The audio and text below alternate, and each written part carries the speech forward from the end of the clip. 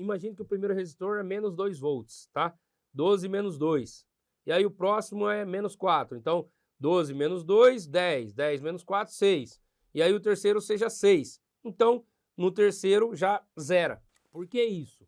Porque eu tenho, né, um consumo em cada receptor, gente.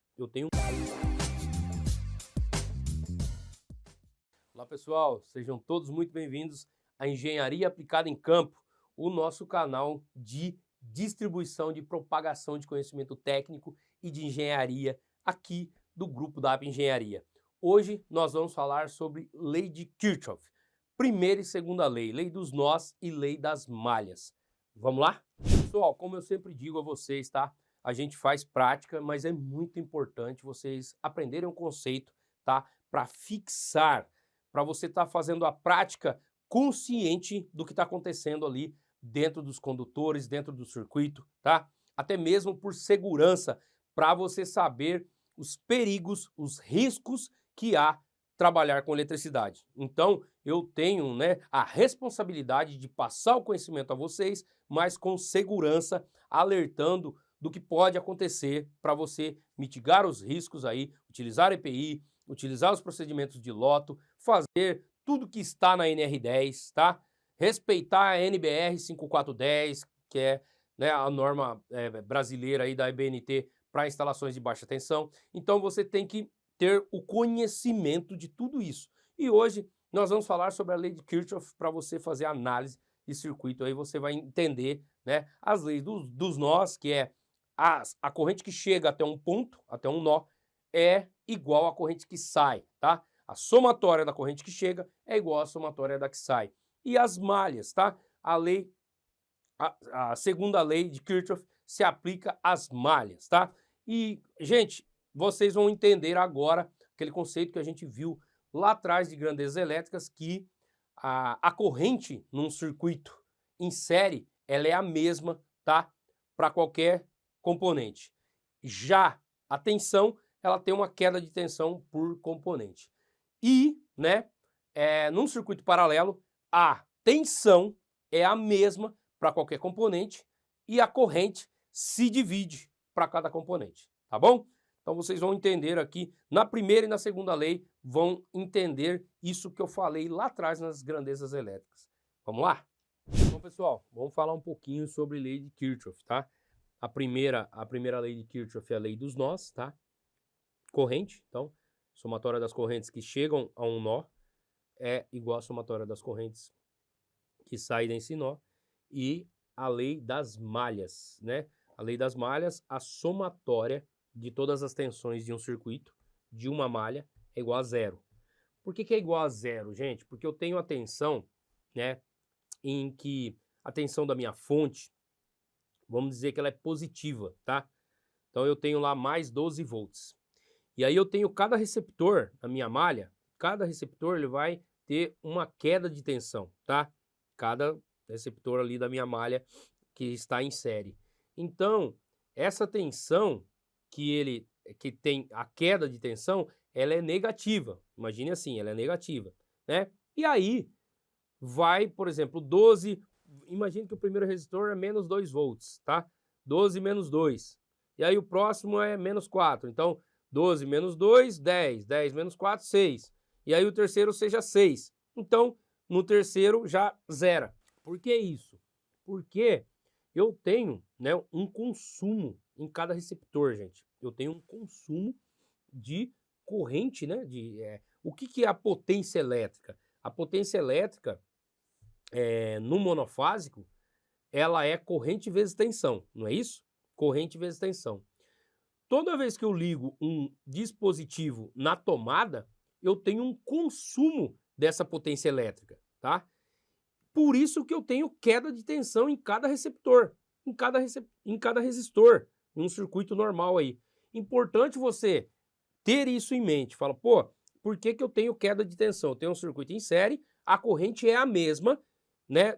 Naquele circuito em série a corrente é a mesma, mas eu tenho uma queda de tensão em cada receptor. Cada resistor, por exemplo, se fosse uma lâmpada, se fosse um motor, teria uma queda de tensão.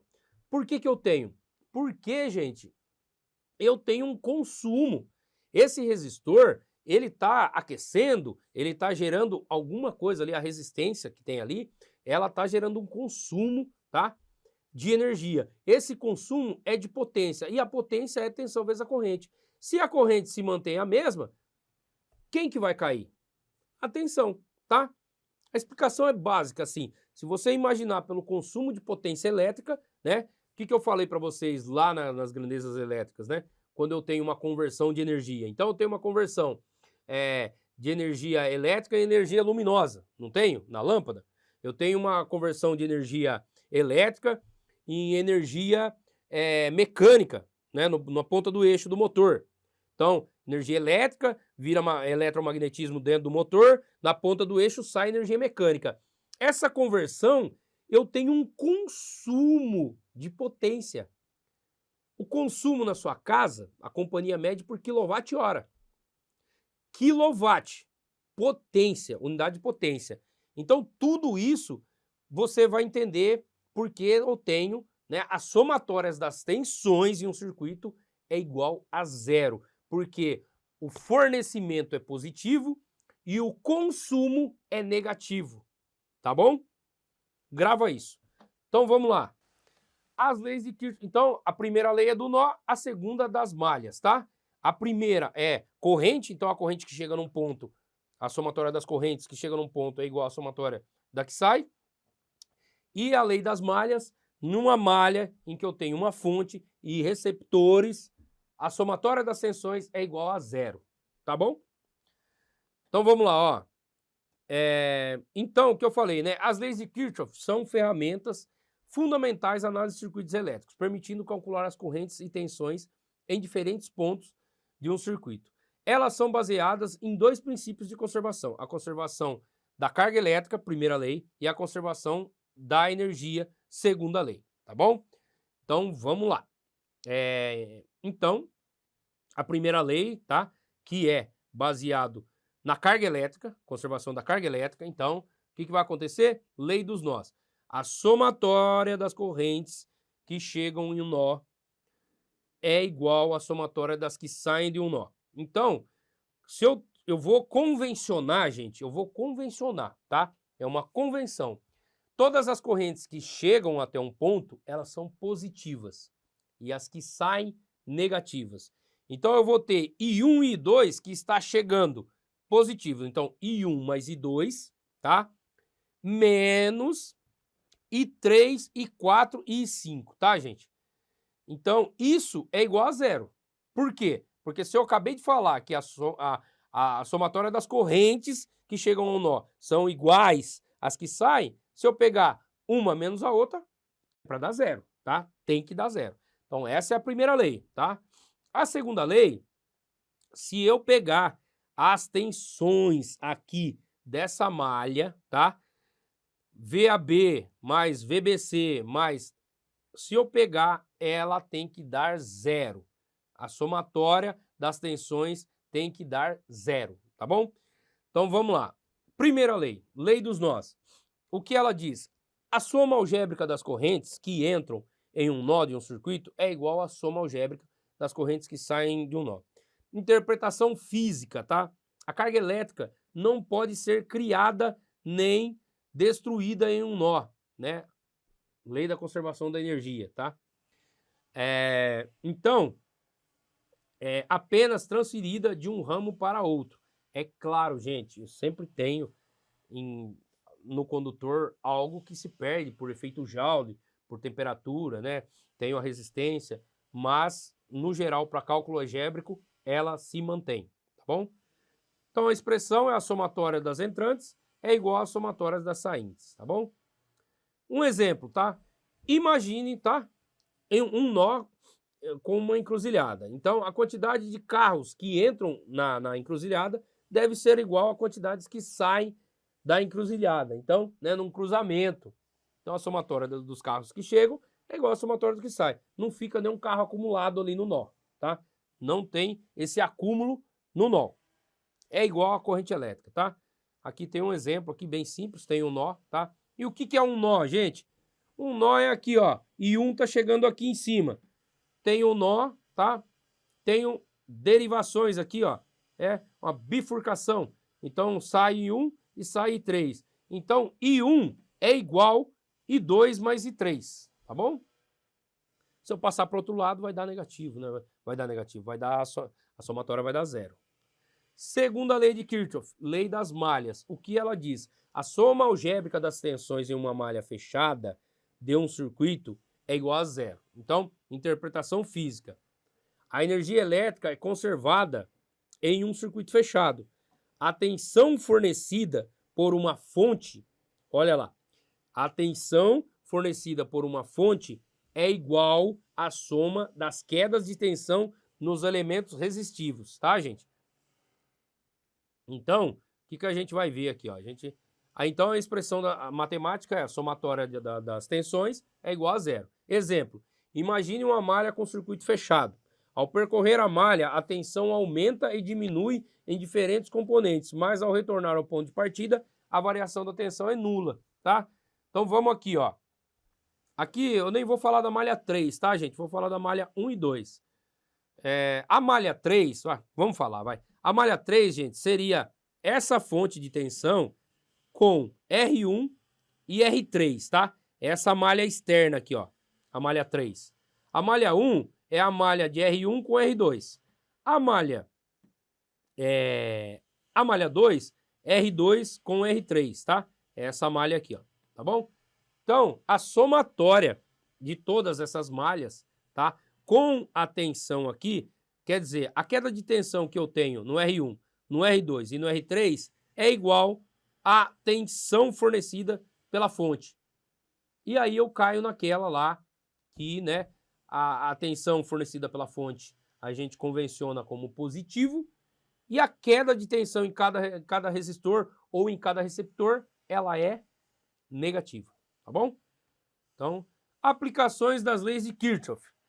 Cálculo de correntes e tensão em circuitos complexos, né? Você pode dividir um circuito complexo, misto, entre... O que é um circuito misto que a gente viu? Né? Que tem circuito em série e em paralelo. Quando eu tenho um circuito misto, eu consigo separar e analisar as malhas e calcular a queda de tensão em cada resistor, calcular a corrente de cada circuito, porque ela vai se dividir, né? Lembra? Ela vai se dividir, então eu consigo calcular a corrente daquela malha em específico, eu consigo calcular a queda de tensão nos resistores pela primeira e segunda lei de Kirchhoff, tá?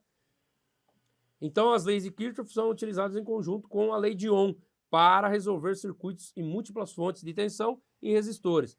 A análise de circuitos em corrente contínua e alternada, embora sejam mais comumente aplicadas em CC, corrente contínua, as leis de Kirchhoff também podem ser utilizadas em circuitos de corrente alternada, considerando as relações de fase entre as tensões e correntes. Verificação de circuitos, né? As leis de Kirchhoff podem ser utilizadas para verificar se o circuito está corretamente conectado e se as equações que descrevem o circuito estão corretas, né? Que descrevem o circuito. Aí as limitações, gente. Circuitos não lineares, as leis de Kirchhoff são validadas para circuitos lineares, onde a relação entre tensão e corrente é proporcional. Em circuitos não lineares, como aqueles dados com diodos e transistores, as leis não podem ser diretamente aplicáveis. Circuitos com fontes dependentes, tá? Que é fontes dependentes, gente? Que não estejam ligados de alguma forma, ou em paralelo ou em série, tá? Então, circuitos independentes de fontes variáveis do circuito podem exigir técnicas de análise mais avançadas, tá? Em resumo, né? Aí a gente vê que as leis de Kirchhoff são ferramentas essenciais para análise de circuitos elétricos. Ao compreender e aplicar essas leis, é possível calcular as correntes e tensões em diferentes pontos de um circuito e verificar se o circuito está funcionando corretamente. Agora, gente, um ponto importante. Por que nós estamos estudando lei de Ohm e as duas leis de Kirchhoff para fazer comando elétrico? Gente, comando elétrico que eu vou passar para vocês não é apenas acionamento, é o dimensionamento da potência também, tá? É importante você saber comprar um contator para um motor de 5 CV, por exemplo, tá? Não é só apenas ir montando o acionamento e fazer chaveamento de contator, instalar um temporizador, né? Instalar todas essas partes aí que você vai estar, né, fazendo um comando elétrico eficaz. Você deve saber especificar o componente, sendo que você vai saber tensão e corrente da bobina que você vai utilizar, né, da solenoide que tem ali no contator, saber especificar qual a corrente de potência L1, L2 e L3, né, ali do contator, saber especificar quantos contatos auxiliares você vai precisar, isso é muito importante, tá? E o dimensionamento do circuito elétrico, você tem que entender muito bem a lei de Ohm, tá? Primeira e segunda lei de Ohm, que eu já ensinei, e primeira e segunda lei de Kirchhoff, né? Lembra que eu falei lá da resistividade do condutor? Isso é muito importante, né? Resistividade do material, a resistência. A resistência é resistência a quê? Resistência ao fluxo de elétrons. O que é o fluxo de elétrons? A corrente elétrica, certo? E o que a tensão faz? Empurra os elétrons, faz com que os elétrons fluam. E para os elétrons fluir, o que eu preciso ter? Uma diferença de potencial. Tem que estar num potencial diferente os dois condutores, né? Então tudo isso a gente já aprendeu. Revisa para a gente entrar em comandos elétricos aí, ver um circuito e você sabe, tem uma capacidade analítica muito boa. Tá legal? Bom, pessoal, falamos aí das leis de Kirchhoff. Para quê? Para você ter embasamento teórico para quando as pessoas falar para você, um circuito em paralelo, a tensão é a mesma para qualquer componente. Beleza, eu entendo isso porque está na segunda lei de Kirchhoff. Em um circuito em série, né, a corrente é a mesma para qualquer componente que esteja na malha, né, naquela malha ali no circuito. Então você já sei, porque eu sei que quando eu tenho um circuito em paralelo, a corrente se divide porque eu tenho a lei dos nós. Então é muito importante você saber isso, tá, gente? Aprender a lei de Kirchhoff, praticar alguns exercícios, tá? Eu não vou praticar exercícios com vocês nessa playlist, porque nessa playlist é sobre comandos elétricos, mas eu tenho que passar esse conceito para você entender o que nós vamos fazer lá em comandos elétricos, tá bom? Muito importante que você já tenha feito sua inscrição, ativado o sininho e deixado seu like, tá? Vou estar sempre aqui passando conteúdo para vocês. Lembrando que no canal do Grupo DAP Engenharia, tá? Tem uma descrição aqui nesse canal, uma indicação lá do canal do Grupo DAP, onde nós temos o DAPcast, o podcast que vai ajudar você com os desafios da indústria. Então, lá no DAPcast tem, né, os profissionais de cada área da indústria, eles vêm compartilhar com vocês insights, os desafios que eles enfrentaram, como que eles fizeram para sair do zero na carreira e chegar até onde eles estão e o que eles estão fazendo para crescer mais ainda. Então, é muito importante que você veja as pessoas ali, né, reais da indústria e o que elas estão fazendo para crescer profissionalmente, para você conseguir modelar a sua carreira também, tá? Copiar, ninguém copia, gente, porque cada ser humano é único perante a Deus. Mas você consegue modelar algumas estratégias, trazer para você, adequar e fazer essas estratégias. Então, assista o DAPcast. Na quarta-feira, às 17 horas, tem DAPcast lá no canal do Grupo DAP. Até a próxima.